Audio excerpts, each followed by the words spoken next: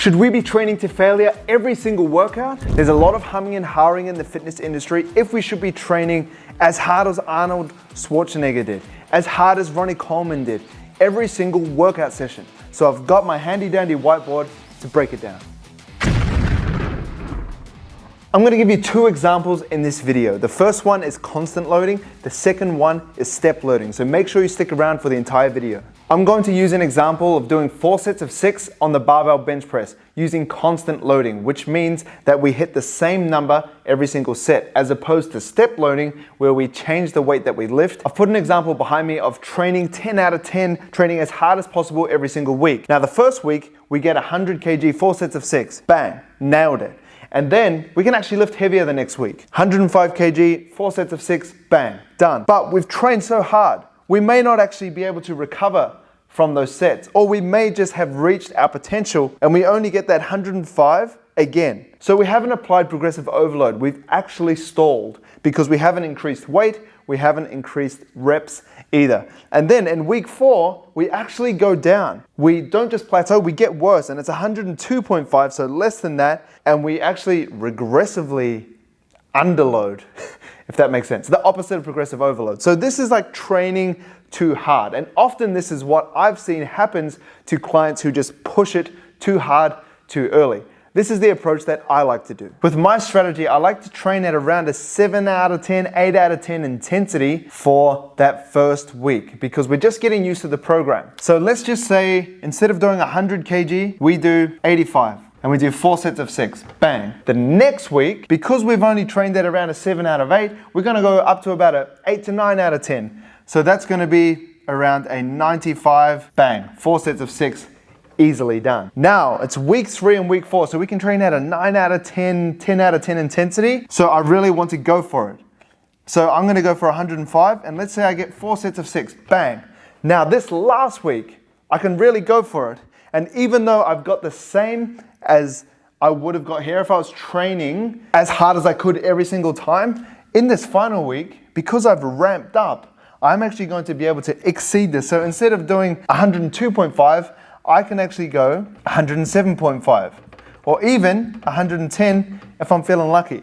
And then bang, 4 sets of 6. And this is how I like to train from week to week. Now let's look at an example of step loading. Now this is the one where we're training 10 out of 10 intensity the entire time. Starting at 95 kg, going to 100, 102.5, and then 105. So we still managed to get stronger every single set. Next week we came back, week 2, 100, 102.5, 105, 105. And we're kind of getting stuck on this 105 because we're really pushing and we're not able to actually get stronger than that. So as you can see, we hit 102 the next week. So we're still applying progressive overload because we're starting on a heavier weight than we did before, but we're not exceeding this 105. And then the last week of the program, we're just not getting anywhere and we're kind of hitting this plateau. We're not recovering enough and we're not actually able to beat that 105. So we just hit it 4 times in a row. And we've ended up in the same place that we did when we were doing constant loading. Now let's move on to this example where we're step loading, but we're programming how hard we train every week of the 4-week program. So instead of starting at a 10 out of 10 and going straight for 95,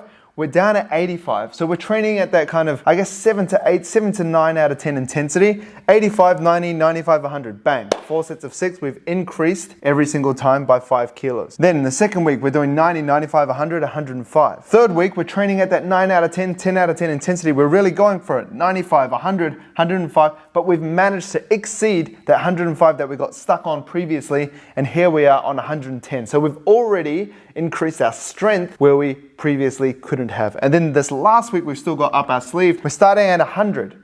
We're still not starting at 105 like we did over here, but we get to 105, then we exceed it by 110, which we got last week, and then we go for a last push, 112.5. See our strength difference. We've gone from 105 to 112.5, so we're 7.5 kilos stronger here. And even if we want to calculate total volume, we've got 420 here and about 427.5 if my math is correct, which it probably isn't, but we're stronger here and we've moved more volume. And this is much better. The only thing that can be hard to deal with this sort of training is the fact that the first couple weeks you might feel like you're not training as hard as you should be. And sometimes it's hard to not go to failure, to not be completely sweating and out of breath because you're like, well, I feel like I'm not training hard enough. I don't really deserve the result. You don't actually have to train to that 10 out of 10 intensity when you're trying to get stronger. Actually, it can be detrimental because you're training too close to fatigue and you're getting too sore and you can't recover fast enough to get more sessions in to actually work on your strength. Strength is a skill, you need repetition, and if you're sore and you're not recovering from your workouts, then you can't get stronger faster. When you're not training to failure, every single session, every single workout, there's 3 benefits that come to mind that I think can really help you with your fitness journey. Number 1, your form's going to be much, much better. When you're training to failure, there's often times where you kind of do things just to get that last rep up. When you're doing deadlifts, you might just get your lower back in there just to get that rep. When you're doing squats, you might just squat too low and accidentally round your back and then have to really push and use your lower back. So your lower back might be consistently tired. Or maybe when you're doing curls, you might get into bad habits of swinging. However, when you program your intensity and you get harder and harder and harder and harder every single week, you can have really good habits with your form and progressively overload the exercises so that you're only training to failure in the last couple of weeks, so you're spending less time in uncomfortable positions that potentially you shouldn't be in. The second thing is you're actually going to be much stronger. As you saw on the whiteboard, you can use progressive overload to your advantage to eventually get stronger. Now this is a long-term thinking strategy. If you had an identical twin and you started at the gym at the same time and you trained as hard as possible, as fast as possible, and then your twin did a more slow, steady approach where they programmed how hard they trained over their program, you're probably going to beat them in an 8-week time frame, maybe even 16 weeks, maybe even 6 months. But over time, their approach is going to lead to them getting stronger, to them having more muscle mass because they're lifting more weights for more reps, and them potentially having less injuries and better form as they have this kind of slow, steady tortoise approach as opposed to your greyhound sprinting out of the blocks approach. The third point is that you're going to get injured less. When you're training to fatigue, that's where the injuries happen. The injuries don't happen when you're training at 7 or 8 or 9 out of 10. And you can still build muscle there, you can still get strong there.